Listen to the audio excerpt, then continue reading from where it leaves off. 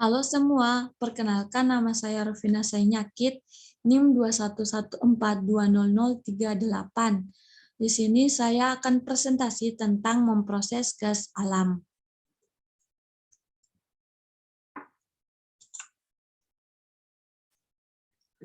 Proses pengolahan gas alam adalah proses industri yang kompleks dirancang untuk membersihkan gas alam mentah dengan memisahkan kotoran dan berbagai non-metana hidrokarbon dan cairan untuk menghasilkan apa yang dikenal sebagai dry natural gas. Pengolahan gas alam dimulai dari sumur bor. Komposisi gas alam mentah yang diekstrak dari sumur bor tergantung pada jenis, kedalaman, dan kondisi geologi daerah. Minyak dan gas alam sering ditemukan bersama-sama. Gas alam yang dihasilkan dari sumur minyak umumnya diklasifikasikan sebagai associated dissolved, yang berarti bahwa gas alam dilarutkan dalam minyak mentah. Nah, kebanyakan gas alam mengandung senyawa hidrokarbon, seperti gas metana, benzena, dan butana. Meskipun mereka berada dalam fase cair pada tekanan bawah tanah, molekul-molekul akan menjadi gas pada saat tekanan atmosfer normal.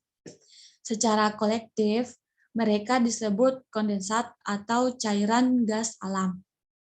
Gas alam yang diambil dari tambang batu bara merupakan pengecualian utama yang pada dasarnya campuran dari sebagian besar metana dan karbon dioksida, yaitu sekitar 10%. Pabrik pengolahan gas alam memurnikan gas alam mentah yang diproduksi dari ladang gas bawah tanah. Sebuah pabrik mensuplai gas alam lewat pipa-pipa yang dapat digunakan sebagai bahan bakar oleh perumahan, komersial, dan industri konsumen. Pada proses pengolahan, kontaminan akan dihilangkan dan hidrokarbon yang lebih berat akan diolah lagi untuk keperluan komersial lainnya. Untuk alasan ekonomi, beberapa pabrik pengolahan mungkin harus dirancang untuk menghasilkan produk setengah jadi. Biasanya mengandung lebih dari 90% metana murni dan lebih kecil jumlah etana nitrogen, karbon dioksida, dan kadang-kadang. Hal ini dapat diproses lebih lanjut di pabrik hilir atau digunakan sebagai bahan baku untuk pembuatan bahan kimia. Next, jenis sumur gas alam. Gas alam mentah terutama berasal dari salah satu dari 3 jenis sumur. Yang pertama ada sumur minyak mentah, yang kedua sumur gas, yang ketiga sumur kondensat. Nah, gas alam yang keluar dari sumur minyak mentah biasanya disebut associated gas. Gas ini ada sebagai gas di atas minyak mentah yang terbentuk di dalam tanah, atau bisa saja larut dalam minyak mentah. Sedangkan gas alam yang keluar dari sumur gas dan sumur kondensat, di mana ada sedikit atau bahkan tidak ada hubungan kandungan dengan minyak mentah. Kandungan minyak mentah disebut non-associated gas. Sumur gas biasanya hanya memproduksi gas alam mentah, sedangkan sumur kondensat menghasilkan gas alam mentah bersama dengan hidrokarbon berat molekul rendah. Gas ini pada fase cair pada kondisi ambien. Contohnya pentana disebut sebagai gas alam kondensat. Kadang-kadang juga disebut bensin alami atau hanya kondensat saja. Gas alam bisa disebut sweet gas ketika relatif bebas dari hidrogen sulfida. Namun, gas yang mengandung hidrogen sulfida disebut sour gas.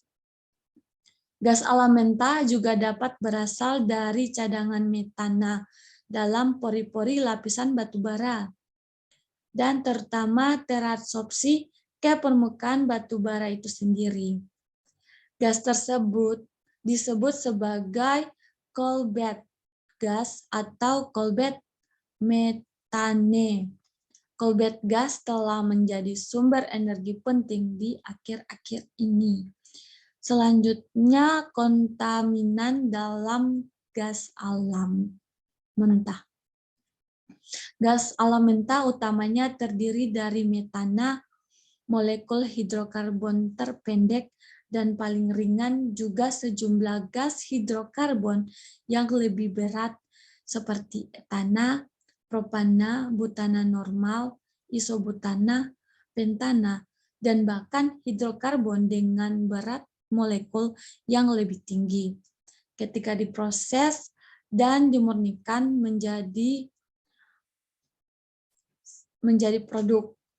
Semua ini secara kolektif disebut sebagai NGL atau yang biasa dikenal sebagai cairan gas alam. Selanjutnya terdiri dari gas asam seperti karbon dioksida, hidrogen sulfida, metanetoil, dan etanetoil. Selanjutnya gas lainnya lagi seperti nitrogen dan helium. Gas alam mentah harus dimurnikan untuk memenuhi standar kualitas yang ditetapkan oleh perusahaan pipa transmisi utama dan distribusi. Standar kualitas bervariasi dari pipa ke pipa dan biasanya tergantung dari desain sistem pipa dan pasang pasar yang dilayaninya. Nah, selanjutnya secara umum penetapan standar gas alam antara lain adalah nilai heating value atau nilai kalori harus berada dalam kisaran tertentu. Nah, untuk sebagai contoh di Amerika Serikat harus sekitar 1035 kurang lebih 5% BTU per kaki kubik gas pada 1 atmosfer dan 60 derajat Fahrenheit 41 mg kurang lebih 5% per meter kubik gas pada 1 atmosfer dan 15,6 derajat Celcius. Berikut penyesuaian dew point untuk mengurangi kandungan air dan hidrokarbon berat di gas alam sehingga tidak terjadi kondensasi selama proses transportasi dalam pipa.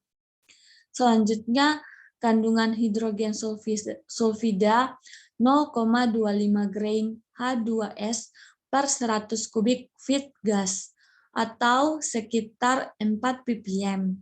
Spesifikasi untuk CO2 biasanya tidak lebih dari 2 atau 3% per 100 kubik feet gas. Selanjutnya bisa kita lihat diagram alur dari sebuah proses pengolahan gas alam. Aliran blok diagram ini konfigurasi umum untuk pengolahan gas alam mentah dari non-associated gas well, yang bagaimana gas alam mentah diolah menjadi gas jual kepada end user atau pasar. Pertama-tama, gas alam mentah berasal dari beberapa sumur yang berdekatan, dikumpulkan, dan proses pengolahan pertama yang terjadi adalah proses penghilangan kandungan air dan gas alam kondensat. Hasil kondensasi biasanya dialirkan kilang minyak dan air dibuang sebagai wastewater. Selanjutnya, gas alam mentah kemudian dialirkan ke pabrik pengolahan, di mana pemurnian awal biasanya menghasilkan kandungan asam H2S dan CO2. Proses yang dipakai pada umumnya adalah amine treating yang biasa disebut amine plant. Proses berikutnya adalah untuk menghilangkan uap air dengan menggunakan proses penyerapan dalam triethylene glikol cair. Proses berikutnya lagi adalah untuk mengubah menjadi fase gas alam cair NGL yang merupakan proses paling kompleks dan menggunakan pabrik pengolahan gas modern.